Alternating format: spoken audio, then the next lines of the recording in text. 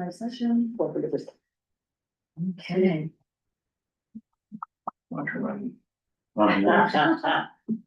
Get us riled up and then tell us to calm down.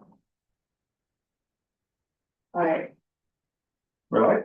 we're like, Wonderful, thank you. All right, Jane, we'll pass this over to you for the approval of the minutes. Okay, we have two sets of minutes because we had our annual meeting and our regular quarterly meeting on May 9th. I do see that I messed up Vivian's first name spelling, and since I love how she spells her name, I don't know how I did that, so I apologize. So that would be one correction. Our, I guess person need a motion and a second, and then ask for any kind of edits or changes. So do I have a motion to accept the minutes for May 9th in the annual meeting? so moved, Schwartzfeld. Seconded, LaShonda, Burner. Thank you. Okay, any other edits or changes, concerns? Okay, uh, all those in favor, say aye. Aye. Any opposed? All right, then let's move on to the quarterly meeting, the same correction with Vivian's name. And any other?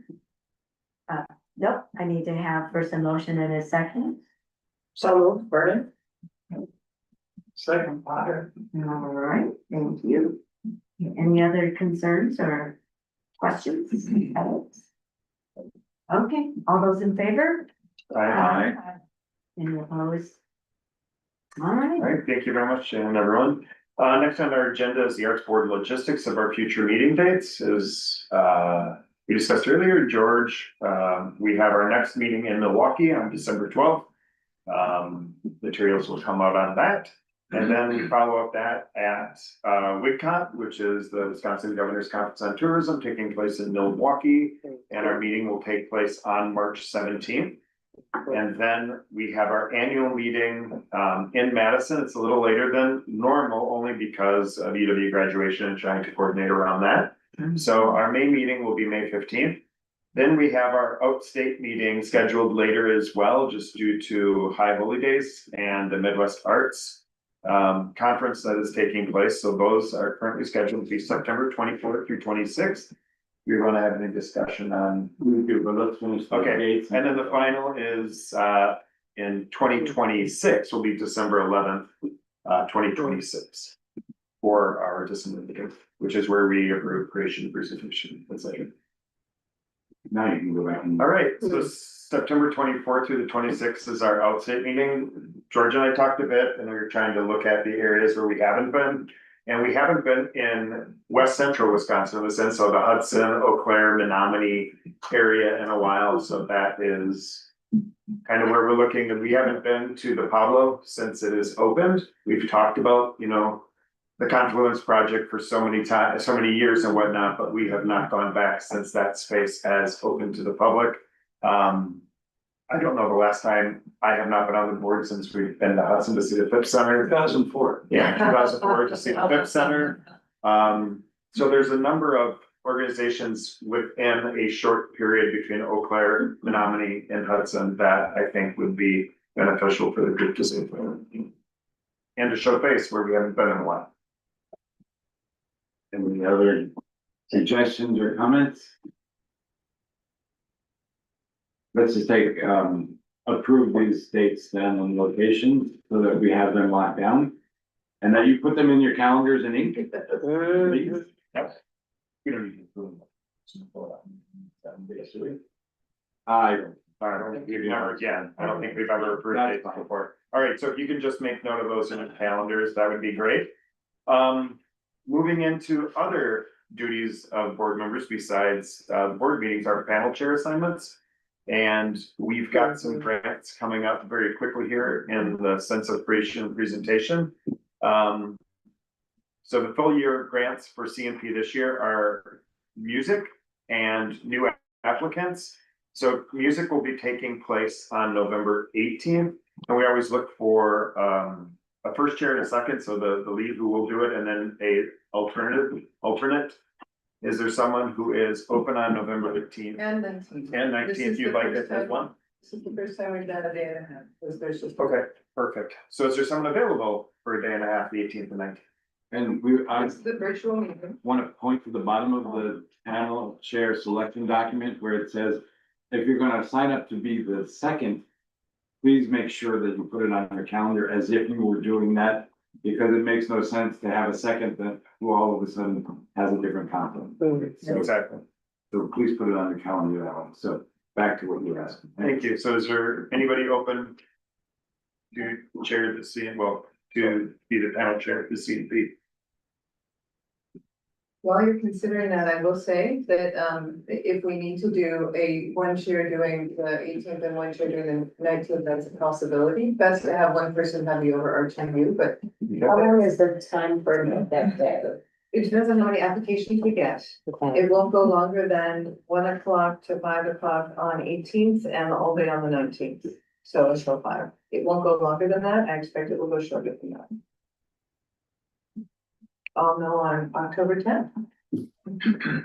Only got something on the 19th that one for 1 hour, that's virtual. And I know we have. I could You know- potentially do the 18th, but I'm not sure I could do both days. Is there anyone available to do both? If not, then we'll start looking at splitting the 2 days. Susan? Okay, so we've got Susan who will step forward for the 18th and 19th. And we can certainly have backups for the 2 separate days. Yes. So if Susan turns out she can, so do you know that you'd be open to be the backup for the November 18th? Definitely. Thank you very much. Is there anyone able to back up November 19th? I'll do the backup. Thank you, Lashandra. All right. I just have to hop out for a virtual meeting at 1. Okay. All right, thank you both. The next one is the Woodland Indian Arts Program on March 26th. Sorry, this one actually, Ryan, we're looking at March 9th, 10th, or 11th, and we just need a backup because Karen Ann will chair this one. Okay, so March 9th, 10th, or 11th, you said? Yep. So that's different than what's on here. I see a hand. Jennifer, okay, Jennifer and Chella, both could be. I could back up for the night for sure. Okay. Okay, so you do have a backup, either Jennifer or Chella. Perfect. Thank you, Bob. And then for Creative Communities, we have Arts and Education. Sure. Okay, so we have John Johnson chairing Arts and Education. Is there someone who can second that in April?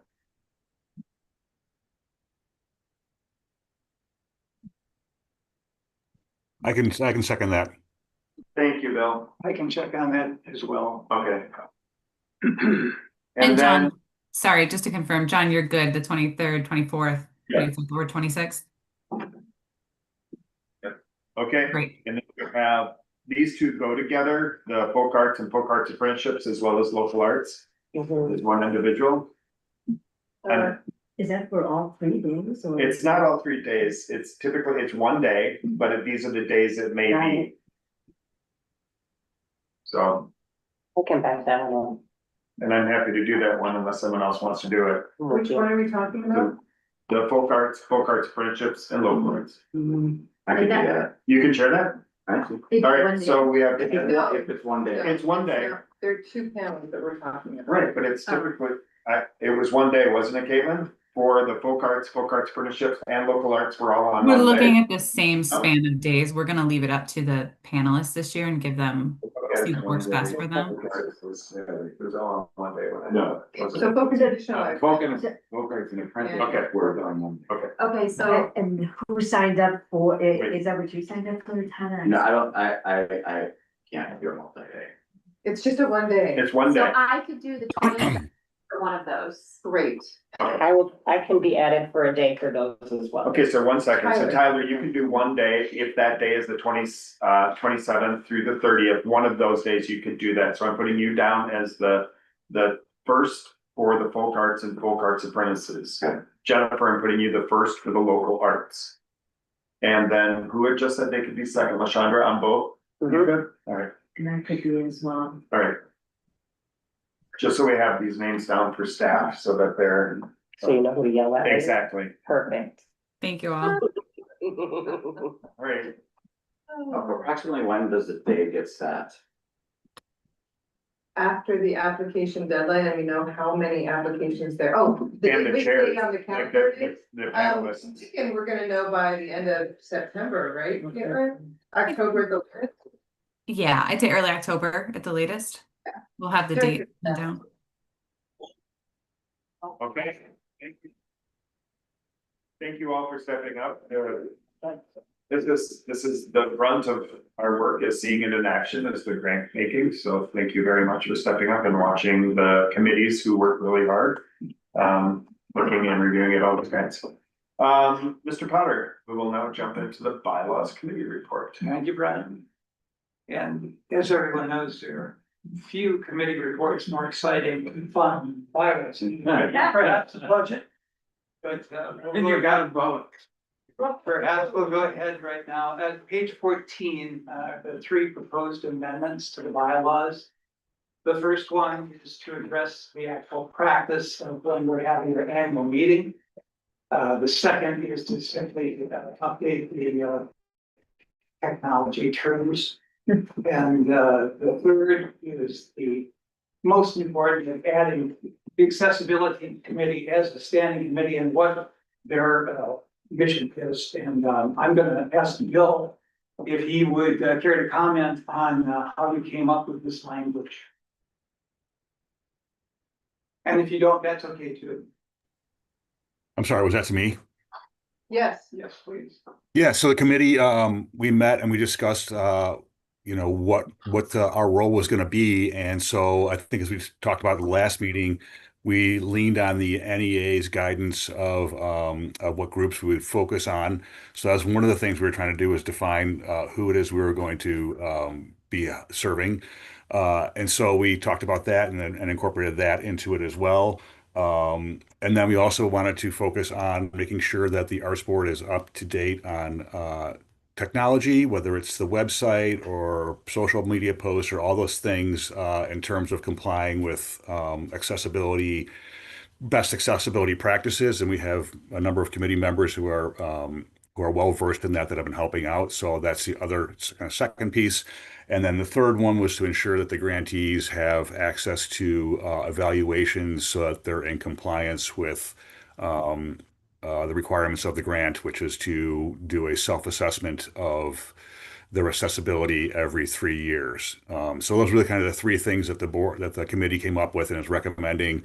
And then with the help of the staff, they crafted the language that would be suitable for the bylaws. Thank you, Bill.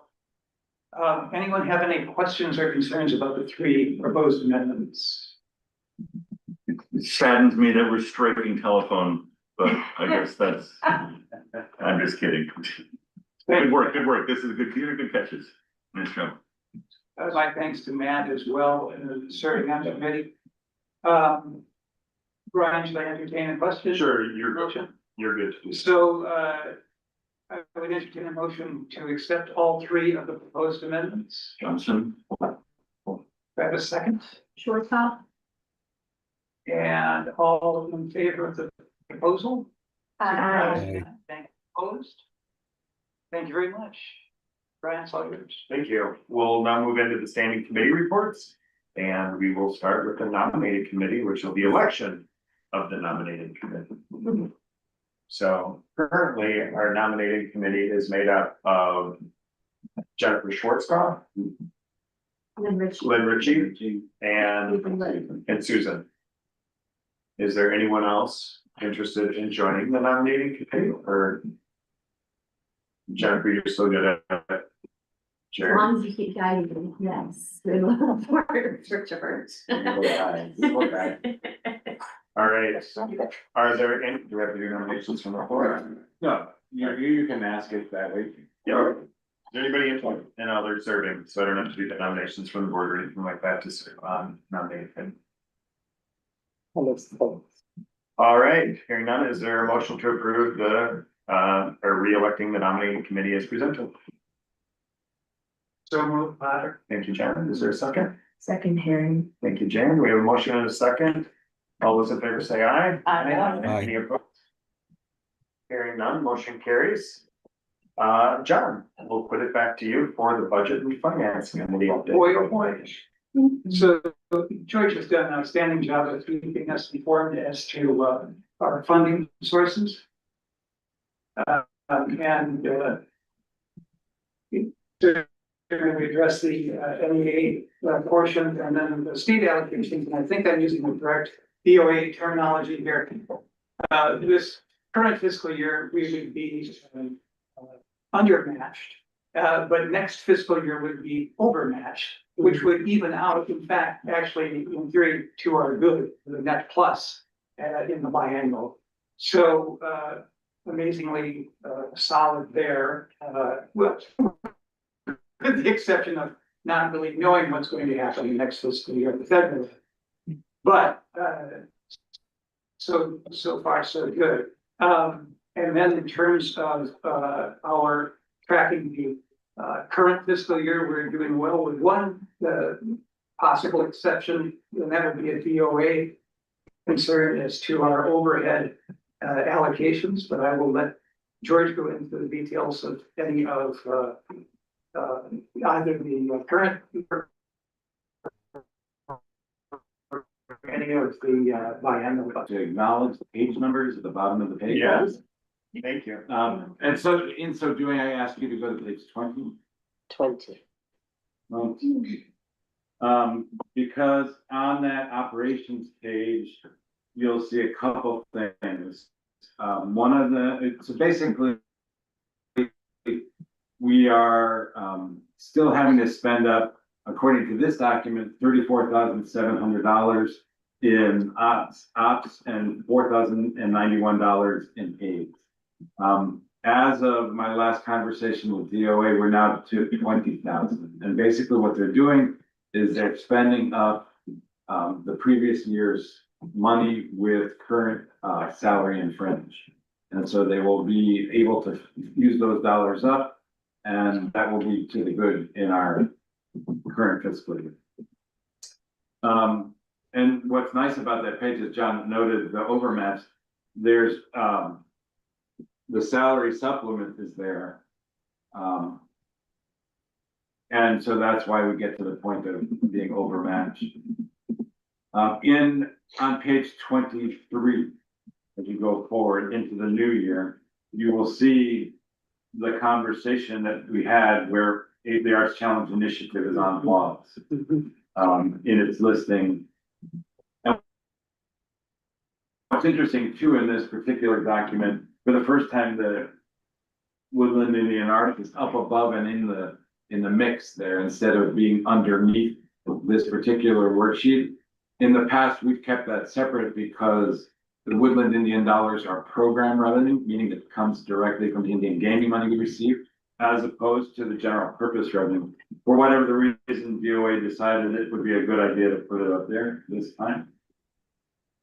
Also on page 23, I want to note that the Creative Communities allocations are actual based on your awards in the last meeting. So when we talked last, we talked about creative communities. We didn't have the numbers at that time. We were waiting for the feds. These reflect your awards that you did at that time. So these are actual dollars for creative communities. And we are now out there in the field getting people to send their contracts in and get those dollars out into the field. So that's exciting. You'll note that there's $5,000 in the folk arts apprenticeships on the state side. And that is because the folk arts apprenticeship panel wanted us to get to 12 apprenticeships. And in order to do that, we needed to take the 37, which is directly allocated by the NEA, and add that $5,000. And that gets us to $3,500 apprenticeship grant. The other thing you're going to note on this page is look at the other aids. Wow, those are big numbers for a change. And the reason they're there is in the state side, the Arts Challenge, the Arts Midwest award is there as it always is. So that's the 38 or 36.4. And then in addition to that, there's another 100,000 That's the state match to both America 250, 25,000, and the social RX, the arts and health money, that's 75,000. So 100,000 on that line for that match. Because we received the federal dollars, you'll see it across the way in other aids. There's $100,000 in other aid, which is the 75 arts and health, 25 America 250, and then it's the $12,000 that we give to Creative Wisconsin. And that's what you see in other aids. What I also wanted to note on page 24, as you scroll down, is that DOA did break out underserved and GTR or federal dollars in the creation and presentation number. So if you look above in creation and presentation, you will see a number, forgive me, I'm looking at my phone, 629,838. Well, if you drop down below, you'll see that general federal dollars are 432 and the 197.6 is for the underserved community. So that's how they decided to break it out this time, and it works, but I wanted to point your attention to it. And then if you go to page 25 and you look at ops, the things that you will note, I just will say, as I always do, and I said yesterday when we were in front of those folks in Kenosha and Racing, I think. The state aids are 3 staff people, salary and fringe, and indirect costs from DOA. Nothing else. They're not paying for anything else. And then if you look on the federal side, you'll see the other 2 staff people, but you'll also see, as I said yesterday, travel, computer, all of that stuff is paid for by the federal government. Now, the one thing that John and I remarked with great horror is that if you look at the DOA overhead assessments, for some reason, $103,400 is on the line budgeted, and that's $103,400 more than it was last year. That seems to be a very, very odd number and one that we have to address with DOA, because if you go back and look at the fiscal 25 version of this same spreadsheet, I think the total was $27,000. So to leap to, in this case, total 130,700, that's just nuts. So we've got to find out what it is we're being assessed for. I mean, if we need to pay it, we'll pay it, but if it's something outside of that, we need to know. And between fiscal years, you had the same FTE? Or it increased by 1? We did increase by 1, so there will be some of that. Yeah, but I would be surprised that That's why it's way bigger. Yeah, way bigger than what I think that she is. We will double check that with them. What else? Oh, and the other thing that I think is misplaced, if you look in space rental, they've got $5,000 on a line that they show us budgeting $300. And I think that 5,000 is the booth space at the Midwest Arts Expo. So it is in fact space rental and by the class code that they use, but I don't believe it should be that long. So we'll go back to them and get those 2 things fixed or at least explained in the case of the 103. Do you have any questions about all that?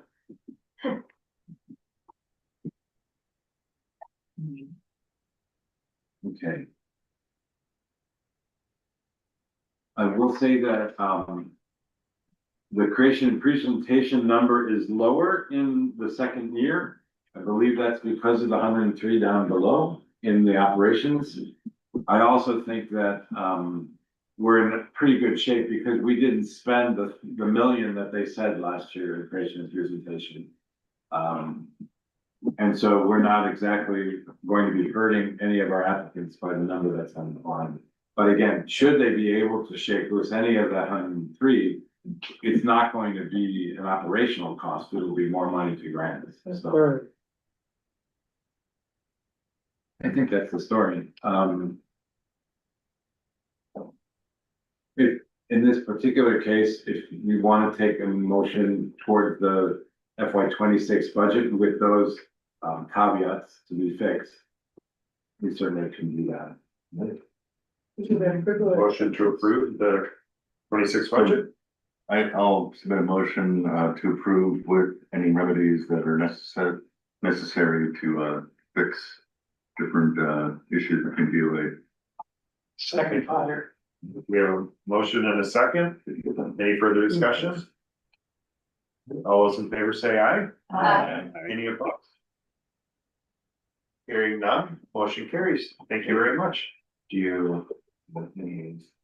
Oh, yeah. So Karen is gonna tell you a story now. She's gonna tell you about the fact that we have an NEA grant due in a couple weeks.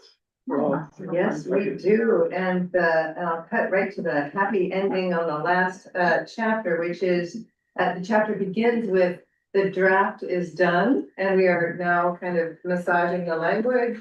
We get 6 pages, including our 1 page to talk about what we would like to do with art and health money, to describe all of the amazing things that have happened in the last year and our plans for the next year. So that is a writing in haiku. I used to be able to have 19 pages, which sounds horrible, but was lovely, because you just don't have to take anything out. You can just do a brain dump. But now they're asking us to be more succinct. And so that challenge has been met.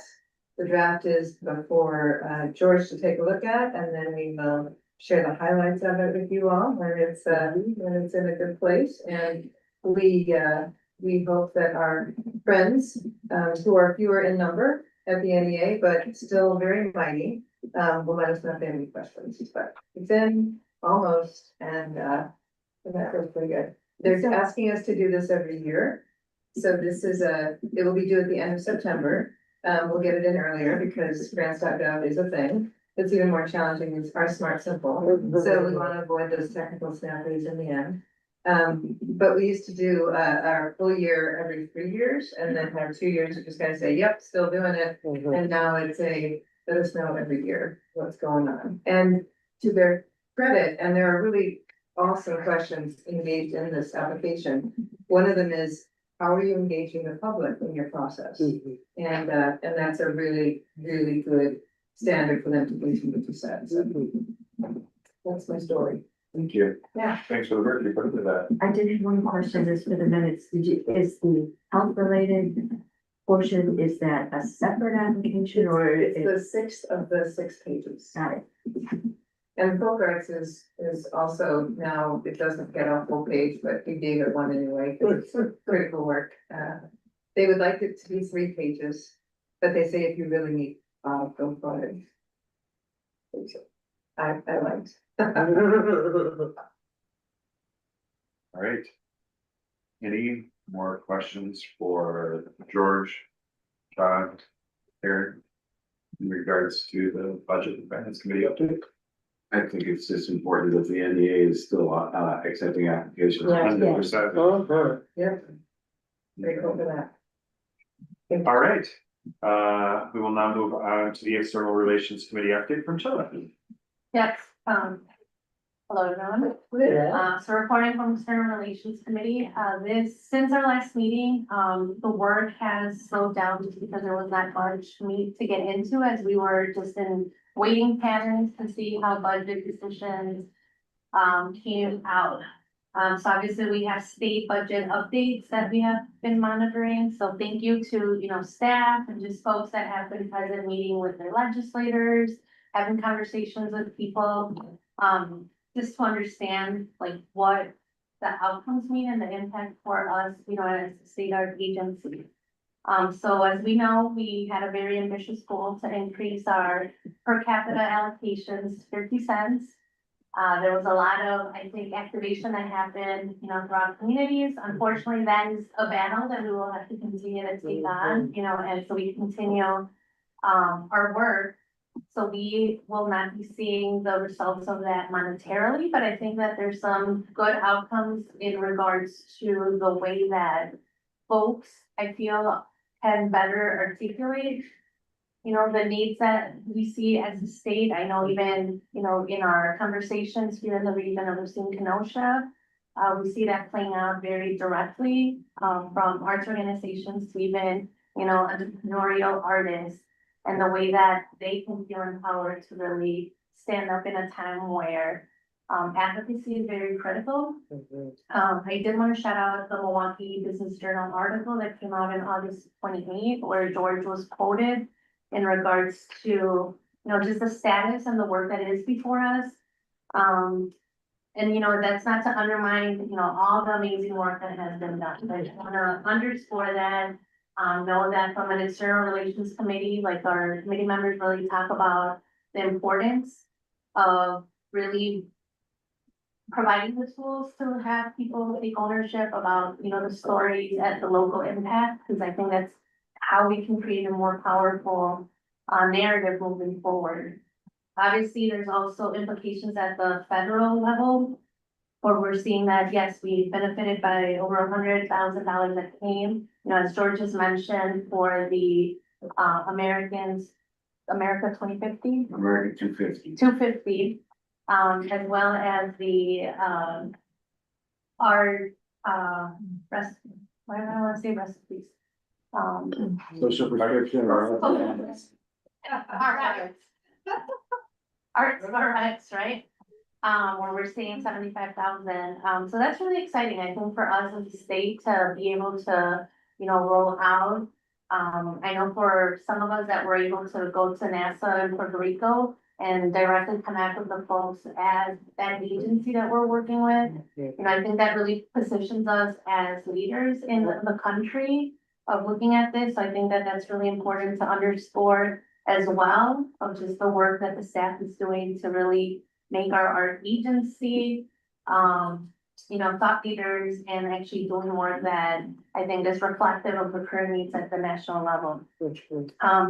Lastly, we'll say that as a committee, I think that, you know, going back to the advocacy level, really is important for us to ensure that, you know, not only the members of this board realize and are connected to, you know, the things that are happening so quickly as we see, you know, rapid type of actions that are being taken and the impact that that can have. You know, we look to our friends at Michigan Arts Council, and, you know, they're in grave danger of being zeroed out budgetarily. You know, and the lessons around, you know, planning and sustainability, but also, again, the role of advocacy. So we're seeing how Michigan, you know, all of the players in that ecosystem are rallying together to really showcase the impact from an economic standpoint, social impact of what that can be. And, you know, it's unfortunate to see that, you know, we have some of those peers that are undergoing these challenges. And, you know, it's something that as a committee, we continue to follow up in. We also see that there's organizations nationally that have coordinated national calls to action. So ensuring that, you know, everyone feels connected to tools for advocacy and the role that we play as a state art agency, ensuring that, you know, we are sharing that, you know, information. So plugging in the fact that, you know, we have a newsletter that goes out monthly, bi-monthly, you know, as a state art agency, where a lot of this information can be shared, you know, with the broad public. So for any listening audience that we have out there, I encourage you to stay vigilant to what that, you know, the current patterns that we are seeing, and ways that you can really be co-conspirators with us to ensure that we are bringing up the needs and the value that, you know, the arts bring to every single community in Wisconsin. So with that, I know that, you know, I wanted to make sure that the whole board had an opportunity to ensure, like, is there anything that you would like to see the committee do to prepare and maximize, like, what our impact can be considering these external forces that are currently shaping our arts ecosystem? And let me also ask you to talk about what you're doing next week, because you're actually walking the walk Yes. with the League of Municipalities in Great Wisconsin. So tell everybody what you're. Sure. So next week I will be moderating a panel discussion in regards to, you know, how municipalities can really utilize art to strengthen communities, and connect people, from the city perspective. So folks that are coming to this conference are folks in government. So I think that's really important, the fact that, there's this session that's happening in collaboration, with Great Wisconsin, the Milwaukee Arts Board. Panelists, include, Alderwoman Malali Coggs. We have, Mary Lou, my gosh, what is her last name? No. Yes, who has been doing a lot of placemaking initiatives, as well as Symphony Swan, who started Creative House, founder of Creative House. So our intent is to really talk about, local initiatives and the impact that they're having, at the very local communities, but really what that means, for government, like how can we continue to support initiatives like that, folks that are taking leadership in just strengthening, the communities in which they live and breathe. So yeah, so thank you for that. That'll be next week. And it should be fun. A couple other things. First of all, we're thrilled that Vivian is continuing to build her muscles in this external relations area with you, the committee, and able to drop the fast facts and all of those things as we go from here to there, so people understand those subjects, the one pagers, et cetera.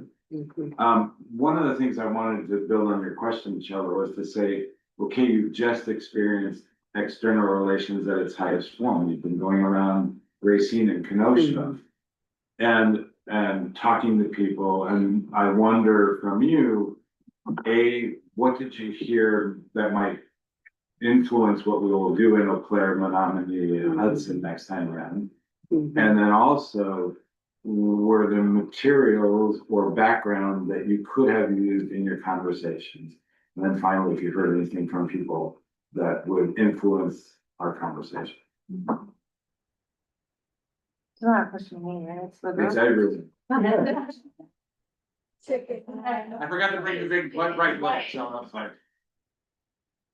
And it doesn't have to be right now. If you come after this meeting and you're reflecting on it and you say, you know what, I could have used this, or when we go to Eau Claire, I wish we'll have this, or the kind of people we want to talk to, because I saw we didn't talk to these kinds of people. Any of those things, because we want to make sure that we're taking this experience and building on it. One of the things that I thought was interesting in Racine, we had a lot of the established arts organizations were at the Brown Bag Luncheon, and that's great. In Kenosha, we did have a couple of elected officials or representatives of elected officials, a representative of the mayor's office, which is a little bit of both. It's both the arts organization and administration, as well as being an elected official representative, but also the representative of the local economic development organization, Kenosha Area Business Alliance. So I like the fact that we had more of the community development people involved in interacting with the arts discussion. Then we're not preaching just to the choir. So I guess I think that was a good thing. I think Bill has something to say. Bill? Bill, do you have something to share? Yeah, I just, one of the things I noticed was there was a lot of people were asking about economic impact and talking to their legislatures. And I know we have the localized impact studies and numbers. Maybe if we got those to the people we were visiting prior to our visit, that might just, help with that piece, and then they would have that ready as opposed to having them go search for it on the website, which, it's not that big of a deal. But that seemed like it came up a couple of times, like, well, what are the actual numbers? And since we have those, maybe we just are proactive and getting those to them before we actually go meet in those spaces. Great idea, thank you. Is there another? I have a couple of questions. Yes. I'm really sad I missed this. I was really looking forward to it, but life is what it is. One of the questions that I've had is how, in the ones that I've been to, many of the people we meet are already recipients or somehow linked to the arts board. So how do we put some tentacles out to meet with people who are not grantees, who would really benefit from knowing more about what we do? That's one. And the other question is, the League of Municipalities, is that session, is that something we can attend? I am not sure. In short, I can investigate, because I know that that's something that even when we had our meeting at the Milwaukee Arts Board, members had questions like, how do we listen it? So maybe there is a like virtual way that you can connect. Yes, I'll see what I can do to try to go live some way, shape or form, just to document that or something. But I think that's a good question of like, how can we document that for, you know, future conversations and uses, so thank you for that, you know that. So, and I think going to your point, Jane, and to your point as well, the North, I think the difference between the two communities was who helped us organize the conversation. So in the case of Racine, it was the Racine Arts Council, so they were very much thinking about the arts and arts organizations, and that's their universe. In Kenosha, it was the Community Foundation, which was looking beyond the arts to making sure that those other government people were coming to that. I will also say, you know, that the vast majority of those who attended both were not grant recipients. So we don't have that many in this area. There were a lot of people from the arts community and the ecosystem, but beyond that as well, as you've heard. So yeah, that was kind of cool. And we missed you. It would have been great to have you here too, for sure. Did our grantees get a heads up that we were in Racine and Kenosha? Yeah. Great event. Well, I mean, pretty much everybody who received a grant was there. Okay. There's a lot more people Right. beyond that. All right. Any more questions for external relations in Chella or the group? No, well, thank you. I just wanted to, thank Brian, Dinora, Jane, John, Karen, and Matthew.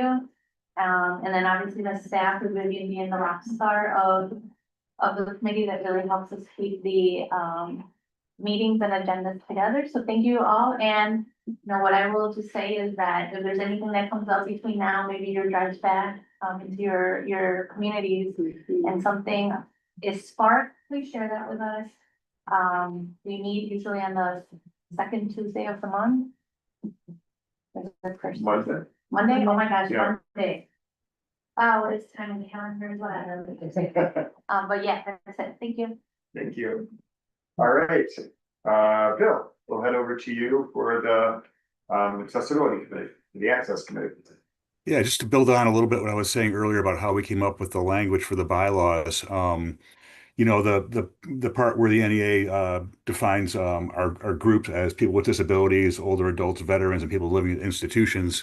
One of the things we did was add some more language in, I think it's the last part of the bylaws, that kind of allows us to pursue any opportunities to promote accessibility through any group, and essentially that feels like that there's some kind of barrier for. So we wanted to follow the NEA as our basic guideline for the groups we're going to work with or start to work with or attempt to reach out to. But we didn't want to be able to leave anything on the table where there'd be an opportunity to help somebody to bring some barrier down that didn't necessarily fit into that category. So we wanted to make sure we had some flexibility within that, which I think we didn't name any other groups, but we just kept it flexible enough. So if something did come up and came before us, there was an opportunity to help out. We want to be able to do that too. So that's one thing I wanted to kind of mention as well. And then also we thought really, really hard and had a lot of discussions and looked at a lot of other agencies in terms of complying with the self-assessment and who had to and who didn't have to. And we, after a lot of discussion, we came to the conclusion that everyone should do these assessments just for a lot of reasons and where the state dollars and federal dollars sometimes overlap. But also the bigger picture was for organizations to recognize that this is an opportunity to review what they're doing and maybe find places where they could implement more strategies for accessibility. We didn't want it to, we wanted to change the narrative from it being a burden and it's just another thing you had to do with your application to being something that was could strengthen your organization, could maybe open your eyes a little bit to some things where you could improve. And we recognize too that this is every 3 years that an organization has to do this. And if they go to like Open Door for the arts for their self-assessment, it takes an hour and a half, maybe 2 hours for most organizations, I think, to do that self-assessment. And then that would be spread out over 3 years. So obviously that is a time commitment to people who already have a lot to do. But we felt that like it was really important that that organizations did do that and also, really do some self-reflection and see where they could improve. So we wanted to make sure that we're framing it in that way, not so much as just another thing to fill out, but as something that you can do to improve your organization, something you can be proud of, something that could also broaden your audience. So we wanted to look at it as more of a positive thing, even though it is a little bit more work, than to have it just be a box checking exercise. So that was the other kind of important thing we're doing. Now we sort of have this structure for the committee and we're a standing committee. I think the next thing we'll start working on is how do we identify some of the groups that we want to reach out to and provide information and make sure they know that what the arts board can provide possibly for their group. So I think that's the next thing we're going to start doing. I'm also kind of thinking about how to recruit some more folks for the committee. I think I might have one person who wants to join from kind of our orbit out here. So yeah, that's kind of going to be our work going forward to, obviously oversee or make sure that we're in compliance with any of the updates for ADA or for website and that kind of thing. But then also figure out how we can reach out to these groups that we've identified and bring information to them and hopefully they can, someone will be able to apply for grants. So that's kind of where we're at. Thank you so much, Bill. Does anybody have questions? The work they did? All right, thank you so much. We'll now move into program updates. Pass over to Karen for creation and presentation and then just head straight into creative news. Music is the on-year discipline this year. It is the largest single discipline application pool that we receive. So from choral groups to symphonies to all kinds of different music-focused organizations around the state. They're coming in with a full year application this year. And then we will have the usual smattering of other disciplines who were not able to apply for whatever reason last year. And so they're coming in an off year this year. They will submit full year applications too. Last year we had more than ever in that category. I'm hoping that this year it's a smaller group. So like, I think we had 15 last year. I'm hoping for more like 5 or 6 this year. But we have 3 panelists for that one. And we will choose those panelists based on the disciplines that come in. So that will happen on October 10th. And that's usually a 2-hour meeting. At some point in November. But music is coming in and we're hearing from lots and lots of new organizations. A number of which are not eligible for this program, so it's great to be able to redirect them to creative communities because either art is not at the heart of their mission or there's something else going on. But generally speaking, it's very active out there right now. And I guess that is surprising on some ways because the funding climate is a bit chaotic right now. But also it's reassuring that people know we're here, are responding to the opportunity and so that's good instead of just sitting back and saying, yeah, this isn't going to be worth my time. We'll see how many actually submit, but right now there's a lot of applications in the hopper. So October 9th deadline for that. We'll have a clear sense of that application base on the 10th, but everybody's gotten it in and all the little wrinkles hopefully have been smoothed out. And then we'll do a panel orientation the following Monday. Yeah. That's creation presentation. You want to go straight into creative communities? Me too. And I'm gonna pull Caitlin into this conversation too, and just say, Caitlin will not be present either hopefully in spirit or physically this fall later on. She's gonna be busy doing other things. And so we're doing a lot to get creative communities just done on the books, guidelines for phase one, phase two complete. Panel is set, all the things. I hope you're seeing all the floating hearts from Dinora. And so that's been great to have that happening so far in advance. No reason why not. And to I think George was really the one to want to have this America 250 integrated communities, and it seems to be working really well. So thank you for that simple idea, George. As we have an infusion of $50,000 for organizations to apply to for recognizing the 250th anniversary of this USA. They're gonna have a checkbox on creative communities, and they're going to identify whether the project that they're proposing is an America 250 application. And then we have a separate set of guidelines. The application itself, instead of doing what we did with the 50th anniversary awards, which was a real simple special award, people just did a real simple narrative for integrating into creative communities, so we don't have to do a whole nother special award in a category. But it's gonna be that simple. It's gonna be phase one and done. They won't come in to the phase two process. They will articulate their project in a very simple format in the phase one application. Caitlin, what am I forgetting in all of that? I think that covers it. I mean, we've incorporated those couple of additions to the guidelines or to the application form at this point within Smart Simple, and the guidelines have been drafted up. So I think that covers it, Karen. Yeah. Very good. You want to jump into the 50th anniversary events? Yes, so they are all, I believe we last heard from Dale that all 22 counties have been covered. Yay. By this, right, by the grant program. And Oconto County is going to do their presentation of the first performing arts group on their stage.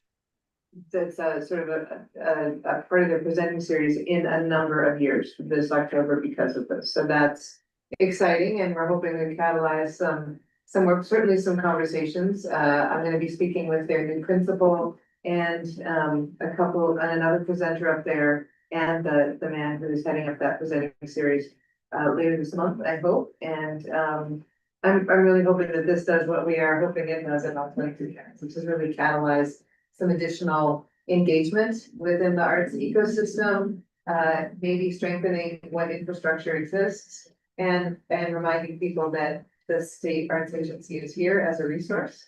So that's my 2 cents on the 50th. How about you, Caitlin? Not much to add there. I think that we've had all 22 counties this time around, which is great, as Karen mentioned, and they've either started those projects, some of them have wrapped up and submitted final reports on those projects. Others are, going to be beginning those in the fall and then wrap up by around the end of the year or just after that. So yeah, not much to add. Thanks so much. And then finally in that section, the Woodland Indian Arts Initiative. Yeah, this year we're going to stick with, like we did last year, based on feedback from the regular applicants to the program and kind of other stakeholders in that program, stick with a February deadline instead of that traditional November deadline or October deadline, November panel date. We're going to do February 12th, 2026 for the application deadline, and then that panel will meet in early March based on panelist availability and Karen Ann's availability, and then we'll get that panel wrapped up and have those recommendations ahead of WCAT the following week. So yeah, just those guidelines are online now. I've been in touch with 2 of the 3 panelists who've confirmed, serving, and I've just been doing a lot of outreach in advance of maternity leave now in the next couple of weeks. So just trying to get panelists at this point and get folks committed, but we are good on timeline for Woodland Indian Arts. Wonderful. Thank you so much. All right, we're gonna move into the next section, the chair's report. I want to again thank Jane and Lemon Street Gallery for hosting us today, but Jane for all the work you put into coordinating the efforts and as well. Was awesome. Now Vivian has lived through one of these outstate meetings, so has a better idea of what it is. And thank you guys for your investment of the time it takes to do some of these. They are long days, but they're productive days and they're important days out in the community, so thank you. On third day, before we had supper, George and I met and delivered his performance review, so thank you to those who took the time to complete the document, and thank you staff. It was incorporated into 360 and the staff, so the staff's views as well as the boards. And I think it was good productive. It's the first time in 20 years, and it's now a yearly. Look at that. Exactly. So I think we've got a good format. If you guys have any input on the process or the document, please let me know. I think it's really helpful, and I did ask George if there are things that he wants us to be better at or to do better at. Please let me or us know so that we know how to be better allies or supporters of the work that they're doing at the staff level. That is really what I have for the chair report. I'm gonna jump into our regional updates, and I'm gonna have you guys really be mindful of 2 minutes. Take 2 minutes. If you don't need the full 2 minutes, don't feel like you need to fill it. But Jennifer, I'm gonna start over by you. Of course. And would you like me to start somewhere else? That's okay. Yeah, start over there, because I was just, I had things in my brain and I'm That's not okay. trying to re-find everything. Awesome. Okay, I'll start. At Peninsula Players, this is the first year that we've been working with Door County Medical Center on social prescription. And so we are hoping that something greater will come out through the entire state. But right now, we are working with the medical center, and they bought in very quickly and using grant dollars that they have in behavioral health. And we are the only prescribing agency, or the only prescription being written is currently to Peninsula Players Theater as a beta test to see how it can be rolled out. And they wanted to roll it out only with their Northern Door clinic, a sister bay. And we've had about 16 tickets go out. So that is 8 prescriptions, which I'm very happy to see. We had no idea how it was going to play out. Feedback has been exceptional from the people being prescribed these experiences. How it works from our standpoint is that we, as the theater, offer 50% tickets. The patron pays nothing. The hospital, through their behavioral health and grants they received, pay the 50% back to us. Tax exempt tickets, obviously, because the medical center is a tax exempt organization. So we also have had great success working with United Way in doing anonymous ticketing through their executive director of families in need, or people going through periods in their life that may need support, that may not be seeking medical assistance, but anything that can be done to ensure the anonymity of them so that they can just come and be a regular patron. And we typically do not limit it to 2 tickets. It can be up to 4, especially if it's a family who needs a break or needs something that is happening in their life. So I'm really happy with that. Door Community Auditorium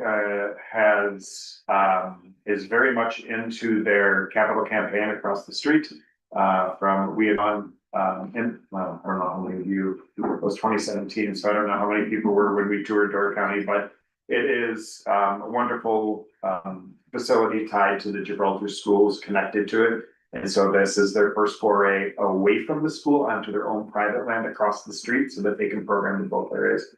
Other than that, there's a lot going on in Door County right now, as we are very much still in season. We're in the fall season right now before things begin to quiet down. I'm sure one of them might too, so not very good. Jane. But I yield my minutes to you since you've been in receiving Kenosha for. On to you, John. Wow, that's quick. So in the Madison Arts scene, I'll speak to first of all that the Contemporary Art Museum in Homolka's Triennial, Wisconsin Triennial Artist Exhibit closes tomorrow. So if you didn't get to see it, try to see it. It's been open for a few months. It is really a great exploration of what artists are doing in Wisconsin. And it's always pretty selective because of all the different folks who submit pieces. there's, I'd say a lot of action going on in the music spaces, including festivals, lots of festivals. There's Willie Street Fest is next weekend. If you're interested in that one, it's always kind of a fun one. And there's a world music, fest that's tied to that as well. In terms of, the art scene, there's still more galleries opening. In the Winnebago Atwood area, the Garwood Feed Mill has really become a center. If you haven't seen that space, it's an old, renovated, the fertilizer factory, it's a beet sugar factory, built over 100 years ago. Now it's really just a cool, art and community and a restaurant and, event space. Encourage you to see, it's right next to Oldbrook Gardens. Oldbrook Gardens has their Gleam annual exhibit going on, which is, artists, who have different, displays that incorporate lights and lighting. That's happening at night, but you also go through daytime. And, you know, I'll speak to the, partnership with the Department of Public Instruction around, the art celebration, which we are continuing. We are now in the third year. We are focused on one of the 4 strands, that all of our arts, instructional standards have, our academic standards, like we've been doing for the last 2 years. Again, a poet was commissioned. Again, the Wisconsin composer was commissioned. We have lesson plans, all drawn up and launched out for elementary, middle, and high school students to use this musically, to use it as a foundation for some sort of visual media if they want, or theater, or use the poetry in some ways, creative writing. So all that program is still vibrant. And we do capture, if you hear something happening locally, we do take videos or submissions and different audio submissions or visual photos of things that have happened related to that project. On the Poet Laureate Commission, that group continues to work. We did announce a Poet Laureate, and Karen Ann was the representative that helped select that Poet Laureate, was announced in January. She is Brenda is a resident of Milwaukee area, and she is really doing a lot in terms of spreading her poetry around, and taking it all over the state, and including into Chicago as well, with different activities. We support that work along with a bunch of other organizations.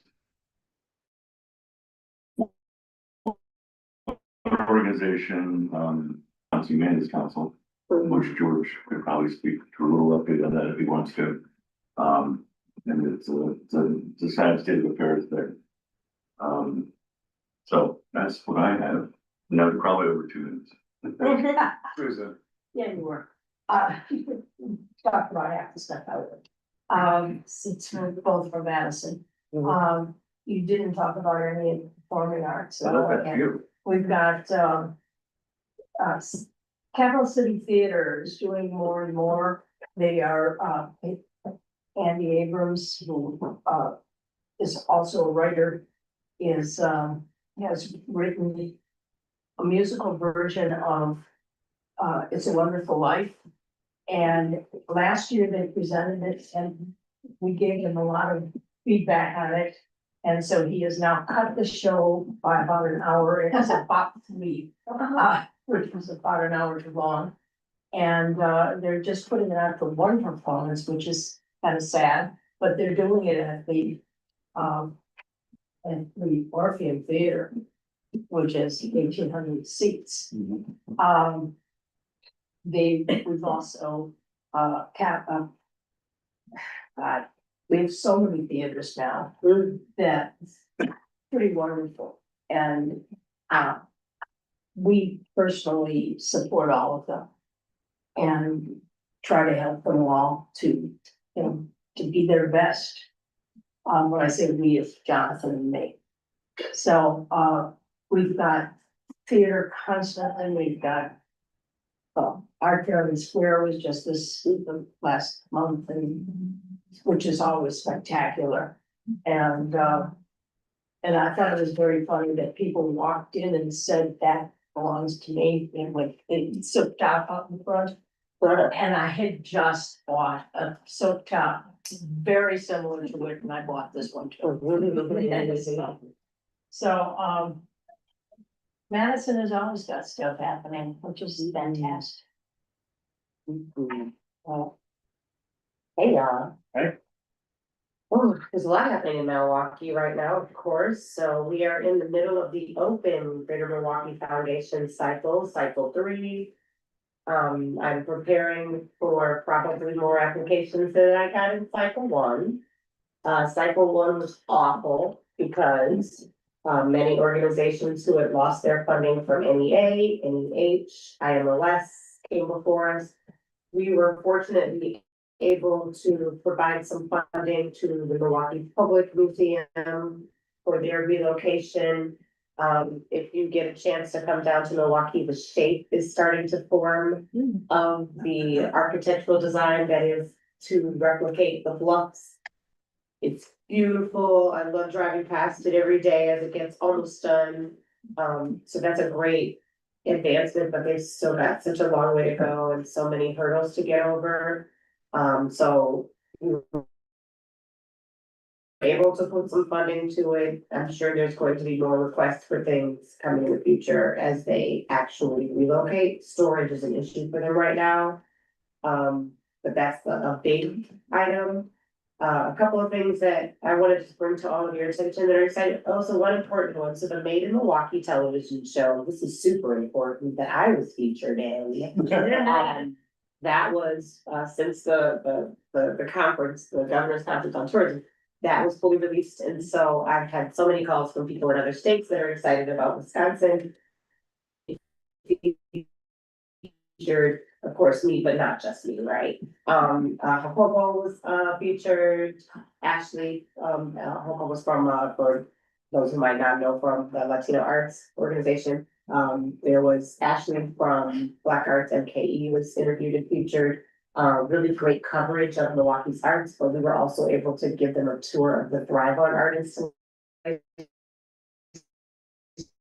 pieces on the show, which we've already got one of our first national conferences hoping to do their affinity work with us. So the B-Lab people, Benefit Corporation organizations, will be in Milwaukee next year, April 21st through 23rd, for their Champions Retreat. 700 benefit corporations from around the United States and Canada. I would love it if those of us that are associated to the B locals in Wisconsin that are in your cities, you all engaged as well. I will be part of the planning committee for this, so as we're thinking about art that's happening in Wisconsin that may not be nonprofit, let's make sure that some of those businesses that are for-profit arts organizations are engaged. So reach out if you would like to participate. If there are vending opportunities, I think it's at the Baird Center. So there will be lots of opportunities for organizations, both for and nonprofit, to vend. But I will be helping to curate their engagement on the King Drive corridor in Bronzeville with Thrive On, but also with America's Black Holocaust Museum. And we'll see who else is open. And just sidebar, I'm reforming a band and I'm gonna start performing again in 2026. Nice. So get ready for it. I'll share the name of the band shortly. I can't tell you now because there's too many guests and I just wanted to have a splash. But really excited to be doing the art that I advocate so hard for again. But I guess that's my update. Tell it. Instrument or both vocals or? Both. So I sing, I rap, and I play the flute. Yes. Yeah. All right, excited for that. Yeah. Yeah, there's just a lot going on in Milwaukee, but a few things that I'll just highlight related to things happening. So the city of Milwaukee just wrapped up our first public artist in residence project with the city. So really excited that there's gonna be an evaluation report coming out soon that's gonna be made available, you know, to the community. Sarah David, who was our first public artisan resident, for the city of Milwaukee, addressing reckless driving through her project, The Moving City. So I know it was a lot of lessons learned, I think, related to how a program is kind of rolled out. I think one of the biggest lessons for folks who organize this is just having a little more stronger incorporation of community voice as the topic and direction is, rolled out. So I think that was, a great opportunity for Milwaukee to, jump in the deep end of the pool and then get to swimming, right? So we're gonna be rolling out the next application for that. So anyone who's interested in getting involved at that level, be on the lookout for what that application process will be. We also, I'll talk really quickly about WPCA. So our biggest thing right now, is all things focused on Dia de los Muertos. Our big event's gonna be November 1st. I know there's a lot of organizations that do events around that, cultural celebration. So, I think of, arts that does, concerts and then exhibitions around that, as well as, the Forest Home Cemetery that does like a run and activation of the cemetery around that. And different, community localized events.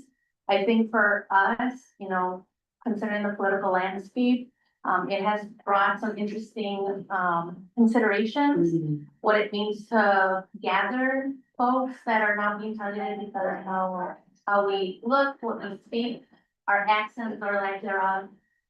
So, just keeping that at the forefront, especially as we're trying to also carve out opportunities for joy and celebration, which is equally as important. I think that as leaders, that's a big thing that we're really trying to balance out.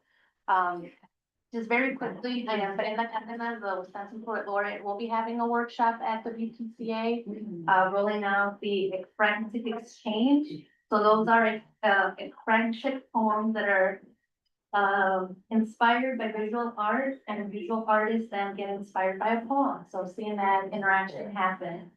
So we are still nailing down dates and more to come on that. And there's one last collaboration that I'll talk about with Sculpture Milwaukee. WPCA is awesome. Vinyl on the outside of our exterior of our building, Felix Gonzalez Torres piece. So that's, a Cuban-born American sculptor, photographer, conceptual artist that Sculpture Milwaukee decided to elevate and had a citywide campaign in regards to, his art. So that's a beautiful thing to see, as far as collaboration, as we're seeing, throughout the city and, how organizations are playing with like medium to get more people in the public to kind of question like, oh, what is that thing? And then, that question really invites more curiosity. So there's tons more and then we only have like 2 minutes. 2 minutes. Three things, all Hudson related. First one is, the 4th art gallery opened in Hudson, appropriately named the Hudson Art Gallery.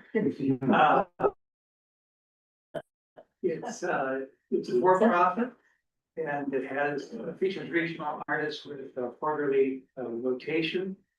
This opened in spring. One of the many festivals around the state is the Spirit of St. Croix Art Festival, which is 2 weekends from now, the 27th and the 28th.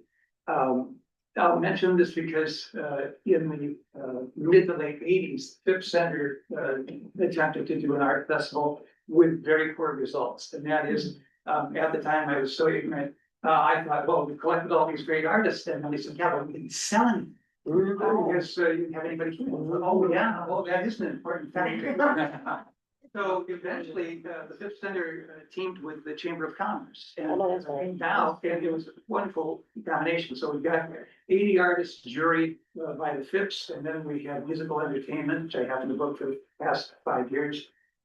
By the Chamber, they provide food trucks, they provide all of the security, and we attract 9,000 to 10,000 people a weekend. So it's is a going concern these days. And then the third is I'll be directing a production, a non-musical production of It's a Wonderful Life. Oh, wow. Fall, that involves 25th. I'll have a quick update. I don't know if you all visited when we did the site visit to Stevens Point, but the new Create Center that was being built, Great Portage County in the Nunnery. We didn't go to the new one, so. Yeah, okay, so that is now officially open. So it's a huge nunnery that has been, they took half of it and basically made luxury apartments. And then the other part of the nunnery, including the chapel, has become this incubator for arts, community, all sorts of things, new entrepreneurship, all that kind of thing. So that's a really exciting addition to our community to finally have that open. And I guess on a personal note, I started a business in June selling pizza seasoning with fresh hops from central Wisconsin. So if you're looking to elevate your pizzas, hopsa.com. I love the word nunnery. My husband uses All that right. all the time. Okay. It's old school. Oh, it is old Very much school, so. kind of like they produce nuns, you know, that come off an assembly line. Oh, the visual. Couple things, culinary related. So, the new position I have, we are sponsoring, a women's chef series called Women and Food Fall Festival or Fall. It's a 2025 dinner series at 7 Acre Dairy. I recommend you check it out. The dairy itself has been, working dairy since 1888, and essentially they purchased the property and revamped it and everything. So it's high-end restaurant, a cafe, a creamery on site, a boutique hotel. But it's really exciting to feature all these different female chefs from around the country. So the kickoff chef was Francesca Hong 2 weeks ago on Wednesdays and Thursdays typically. So check that out. We have been talking a lot about the Art House 360 in Verona, which is something I've been really wanting to check out. Do you want to say anything about your friend? Yeah, I mean, a longtime collaborator and friend, Jessica Lanius, who runs Theater Leela, got together with a collective, and so they rehabbed completely an old elementary school, and they made a theater space, a dance company, Barrio Dance Company is in there, individual artist studios, there's music, and it's meant to be a community hub. So kids are coming in for classes, adult classes, but there's also gonna be performances of the Barrio Dance Company and Theater Leela. And it's a very cool space. I recommend those in the Madison area to go check it out. Art House 360. Yeah, I'd love to go. If you guys haven't been, I'd love to go with you, Yeah. because it's been something I've been really interested in. George actually sent an article, I think he sent it to the whole group with the arts news, but he sent it to me, and was like, you could have written this article, and it was kind of an op-ed piece by Emma Waldinger, who's a food writer in Madison, about how there aren't female chefs featured or winning awards or recognition. And so I reached out to her and I was like, hey, if you ever want to talk about this topic, like, I'd love to grab coffee with you off the record. And she was totally open to it. We met for coffee. And I was like, the reason we aren't getting recognition is because the food writers in Madison, A, are females, and they, B, only follow the same, we're on recording, but they send the same handful of men over and over again. And that there's lots of different females that don't get featured. And as female reporters, it's been very interesting for me to watch that kind of happen. Emma was super open to it. She was like, absolutely. I was following these more tenured female food writers in town. And after a while, I started to question, are they really the ones to be following their practices? And so she and I like totally vibed, and I'm inviting her to a La Damas Coffee event, which is a national organization of female chefs and people in the food industry. So she's coming with me on the 18th to a whey and wine food event, wine event at Square Wine Company later this upcoming week. So I'm excited just to kind of introduce her to more professional female chefs in southern Wisconsin. Wisconsin Book Festival is coming up in October, the 23rd to 26th. I highly recommend you check it out. Mostly on campus as well as the downtown library location, in Discovery Arts Building on campus. There is Pasture and Plenty is always really active in terms of the local ecosystem of food and its impact on the community. So they have an Iron Chef style event coming up on the 28th, where there are actually 2 female chefs that are working with like local businesses like Rock, Vitruvian Farms, Siren Shrubs, and doing kind of an Iron Chef style. You can also get your own essentially almost like a CSA style box of those local purveyors, goods that you could get for yourself. REAP has their annual, they have REAP, hold on.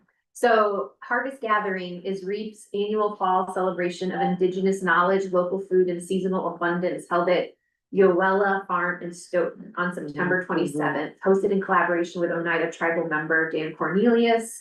That's something to check out. Talking also about corn nixtamalization. I always have trouble with that word. There's a decolonizing dinner that they're also hosting, an intimate immersive culinary and film experience hosted in partnership with Madison Museum of Contemporary Art on October 24th. It includes a screening of Decolonizing Dinner, a PBS supported short film by Brave Bird. I've known him for a while, and he's very much about featuring really important subject matter. And then they also have the High-Low Gala, a playful and inclusive evening celebrating the full spectrum of Madison's food scene, from high-end dining to beloved local dives, held at the Madison Club on November 8th. So if you're interested in any of that information, just let me know. But that's kind of the culinary scene in terms of what's going on in Madison. Thank you. Dinora. Hi, yeah, Jennifer, I'm interested in that decolonizing corn nixtamalization thing. Okay, yeah, I'll share some info with you guys. Okay, thanks. Well, I want to take a moment first because I'd like for us to celebrate and recognize and think about a wonderful artist from Milwaukee who just passed, and Floyd Pruitt. He was artist, curator, worked at the Museum of Wisconsin Art, and he was just, in addition to be a wonderful artist, just a very wise and caring human being of light, really. And I think our communities really has a massive loss as he passes, but he definitely is passing into the light because he was light all around, always. So I just wanted to mention that because I want to celebrate, but I want to celebrate him and recognize other things that are happening that we are celebrating. So a few things that I've been exposed to recently and that I want to celebrate. One is I've been to a few exhibits at the Haggerty, including the Maryknoll artist, and that was exciting when that happened because I felt like the Maryknoll is really celebrating and selecting artists that represent different aspects of our community. So I'm focusing right now on Giovanni Hernandez Caballero, photographer who also works at the Journal Sentinel, but he's from Oaxaca. And he did beautiful works about the art that his family produces in Oaxaca. And, considered that like a collaboration between his grandfather and family and what he shared with our community. So it was really beautiful. If you don't know Giovanni, please get to know him and his artwork. It's really beautiful. And then the other person that I was very excited about that was representing another side of our community is Nina Ganbarzadeh. I don't say that correctly because it's Persian. And she's from Iran, and her focus is on doing artwork with Farsi wording. And since I know her personally and she has talked to us a lot about what that means for her, she has felt like it was, coming to this country first without even knowing the language. It was really hard for her to have her voice heard. And then becoming an artist, it was very hard to be seen as a woman and as a foreign woman. And so these beautiful artworks that she's producing using her native Farsi are really something to think about, and also to see and to think about the need to and the avenues that art provides to give us voice when there are other places where there is no voice, no way to have our voices heard. And for us to think about the voice of the other, which is, I think, is really important. And then Lashandra and I coincided the other night on the exhibit, No One Knows All That It Takes, also at Haggerty. It was great to see you there.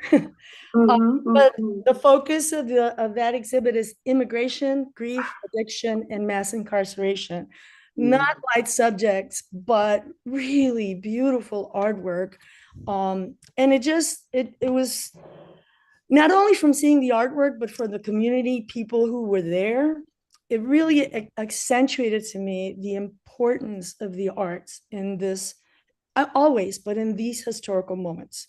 So it just really, I don't know, it just gives me a sense of, even though I have been not well and kind of physically tired, just how important it is to continue going through this and being in this board and doing the work that we all do. It's really important. Anyway, the artists in that are Brianna Bibbs and Maria Gaspar from Chicago, Swoon, who is a street artist from Brooklyn, and a little bit of my husband, Raul Deal, who did prints and paintings and other immigration related pieces. So if you have time, it'll be there till the 20th of December. Stop by at the Haggerty. It's a beautiful exhibit. It really makes you think. Then I'm also celebrating Linda Serna and her Milwaukee Talleres, which is a son jarocho. And if you're not familiar with that art form, it has become nationwide and throughout Mexico, and I think Latin America, as a form of giving folks a way to express not just cultural needs, but political expression and just to really give our communities voices about what are our stories and what are our needs. And so she's celebrating this year 14 years of her talleres. She brought a great group of Mexican musicians from Veracruz, and they had a whole weekend of music making and zapateado and everything. Also, on the corner of 8th and Greenfield, CK Ledesma is already opening up his new space for artists. It's gallery.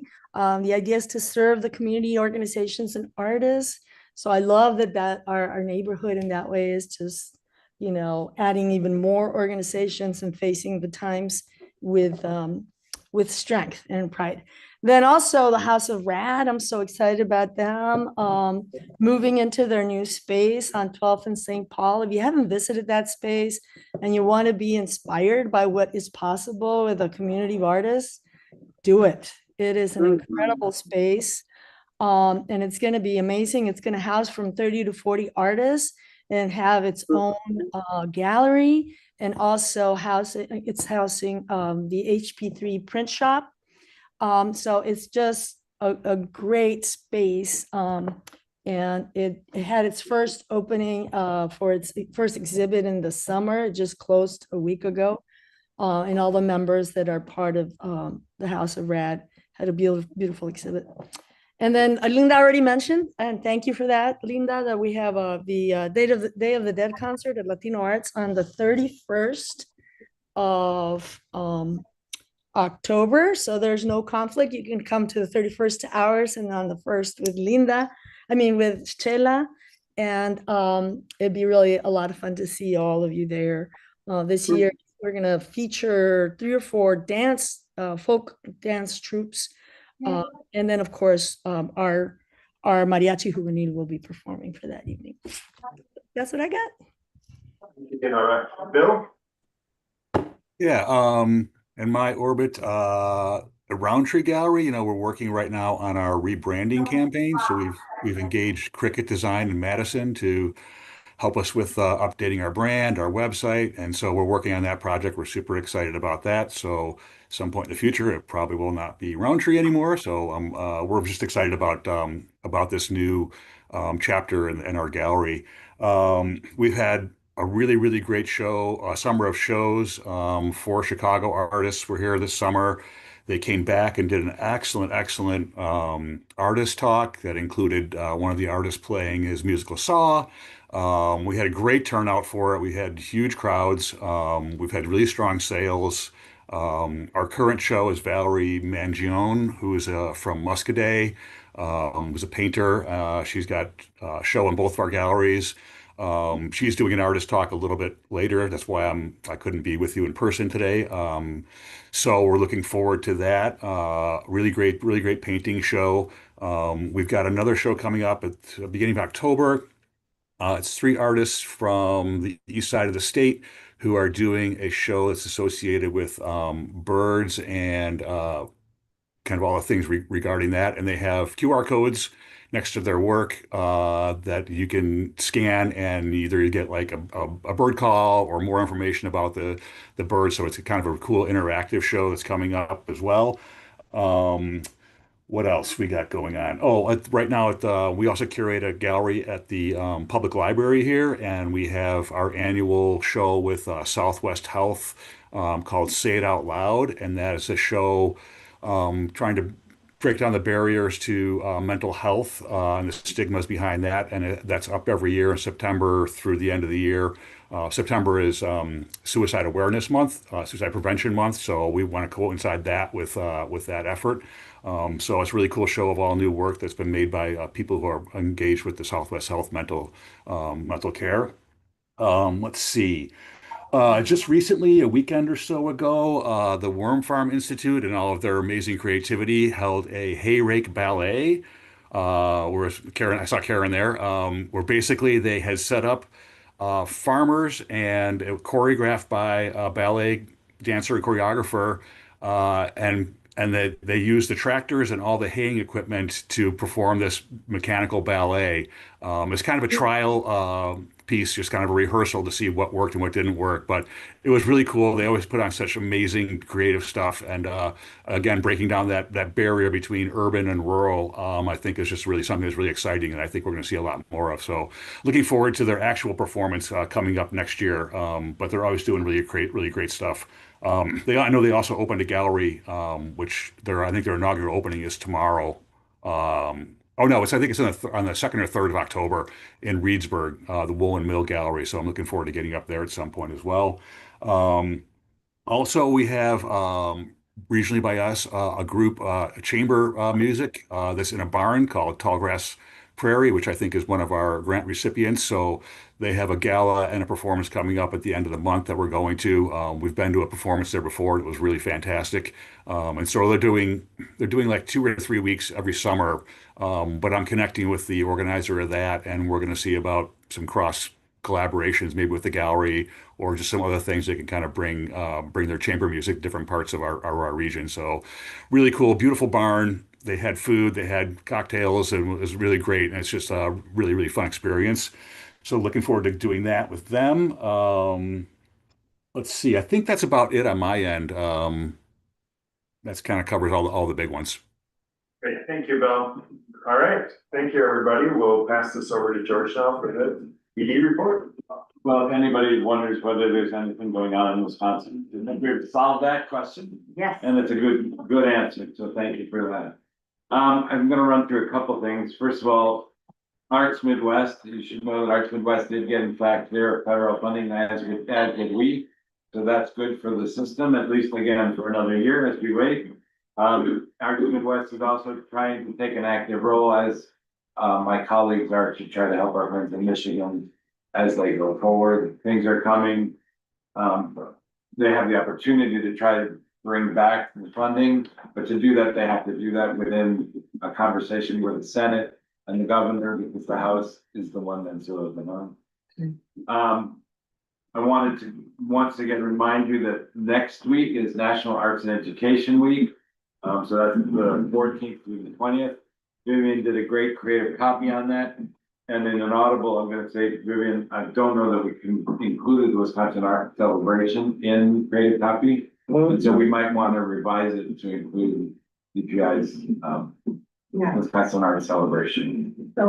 So we can look at that, and just like I said, as a revision to it, not a whole new one.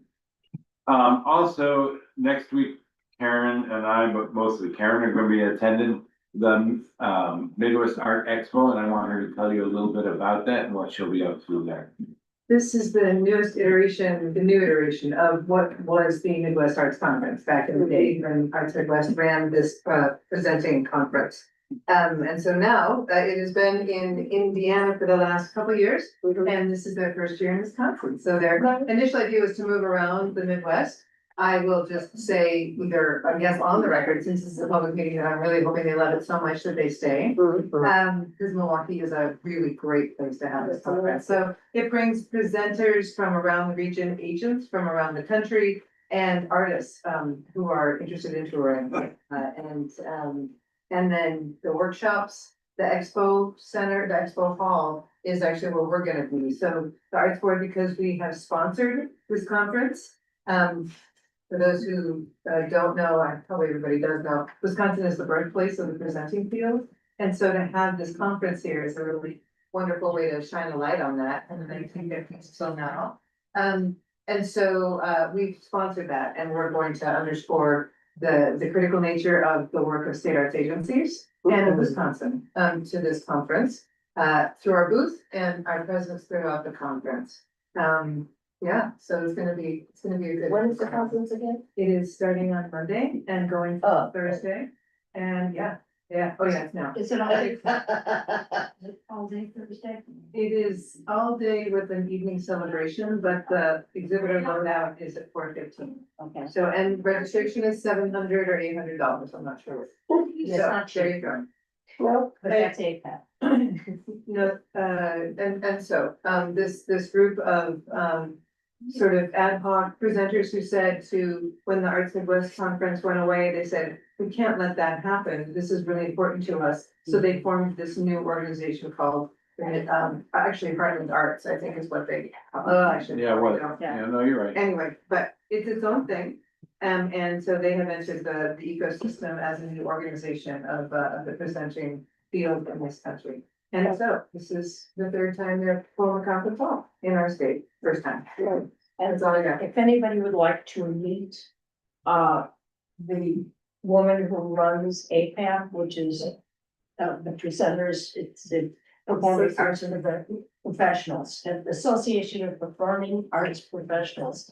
Let me know, because she's staying at my house, and She's coming to the conference and she will, yeah. and she'll be back in Florence, Mass. Go ahead. There was one other thing that I wanted to just say in this part of the meeting, and that is, I think we highlighted it in the Arts News, but for those who may not have caught it yet, the department, Governor Evers has launched a new round of funding for grants for local arts, local arts projects program. Local projects, I still want it to be arts, it doesn't have to be arts, however. Grants for local projects, non-state grant program, for capital projects. So I just mentioned it to Shelby for the first time. So these are dollars available for not only new construction projects, but for existing projects. So they just want to make sure that when the money is given, it can be used immediately and matched immediately. So I will, if you missed it, I'm happy to send a link to the program again. So watch me tie this up into a bow. Yes. So, Karen mentions that grant award program, and we included that grant award program in the Arts News. And yesterday we talked with folks at the White Lilac. And if you were following the Arts News, then why would you have gotten this grant award? But if you did, you would have known that the White Lilac here in Kenosha is a performance venue space whose wall fell down. The exterior wall fell in. And so having the opportunity to note this new program to them and say, because they're having a devil of a time, because as you might guess, they have to figure out whether the wall that they have there, they can now build upon, they need the city to approve it and all that kind of stuff. But for us to be able to say to them, hey, by the way, there's this new program, A, and B, that we've been telling your story to everybody, even though you didn't know it, they were just thrilled in both counts. So I just put that out there for. Because nobody's insurance is covered. Right, that's course. More activity coming up on your radar, the Wisconsin Science Festival, I think might have been mentioned, but it's the 16th through the 26th. This year's theme, rock and roll, of course, geology and music. And so there are over 600 events. They've gone to 52 counties having events across the state. So it's growing and growing, and this is, by the way, the 15th year. And of course, you all know that the Arts Board was the co-founder of the festival, so that's exciting. October 28th, and now that you said you want to go to Eau Claire and you want to go to Hudson and Menominee next year, we're going to Menominee on October 28th to have the Rural Arts and Culture Forum. This is a continuation of something that started many years ago at the Northern Lake Center for the Arts in Amory and has now been moving around a bit. Gives the opportunity for small communities to get together and talk about things that they need to share with one another and learn from one another and from state agencies like ours and the Office of Rural Prosperity and others like them. So that's October 28th at the Maple Tinker in Menominee. And then come November, we're gonna have one exciting week because we'll bring the state arts directors together in Omaha from the Arts Midwest region. And then it will be the executive forum in Omaha for NASA. So this year it's just the executive directors and the deputy directors. And so, and at the end of that week will be the Arts Midwest board meeting in Minneapolis. So it's going to be quite the week, but that's what's coming up on the radar in addition to creation presentations, panel meetings and deadline. The Arts and Humanities Month, October, of course, you know, we with the Humanities Council offered the governor a draft for a proclamation. So we suspect we will have a proclamation from the governor for Arts and Humanities Month. And I will tell you that, and since John brought it up, the Wisconsin Humanities is doing remarkable work in keeping their name alive and themselves afloat. They benefited greatly from the Mellon Foundation that gave every one of the nation's Humanities Council $250,000 to make them whole or at least partial as they go towards January, because like our previous conversation, they're hoping that the lawsuit that they filed, the Oregon Humanities filed, will start things flowing again for the National Network of Humanities. And it's a really important time for the state's cultural coalition because when you think about it, Humanities Council, NEH, the libraries, IMLS, and the museums as well.